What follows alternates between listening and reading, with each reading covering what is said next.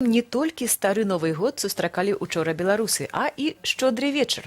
І вельмі б хацелася, каб менавіта гэтае свята 13-14 студзеня сталася папулярным, бо менавіта яно робіць нас адметнымі.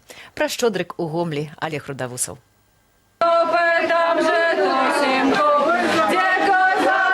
Напярэдадні шчодрага вечара гомельская краязнаўчая арганізацыя «Талака» зладзіла традыцыйнае калядаванне. Мядзведь, каза ды і іншыя добра знаёмыя беларусам вясёлыя істоты з калядкамі ды віншаваннямі прайшліся па цэнтры Гомеля. Калядах это наша беларуская традыцыя, і праз гэтую традыцыю таксама выхоўваецца наша такая беларускасць. І мы хацелі бы, каб сын убачыў, што беларуская мова ёсць не толькі ў нашай сям'і, што мы нейкія там закрытыя, а што іншыя людзі таксама размаўляюць па-беларуску, што ёсць беларускія песні, што гэта прыгожа, што гэта весела. Як вядома, у кожнага персанажа на шчадрэц спрадвеку была свая роля.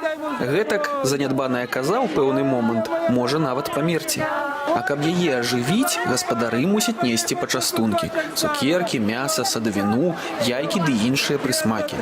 Адмовіцца ж аніяк, бо, як кажуць, хто казе дае, таму Бог дае.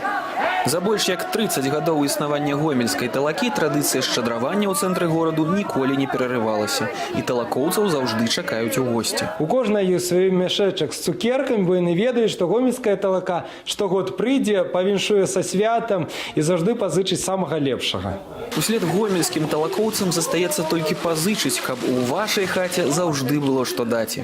Олег Рудавусаў, Белсат.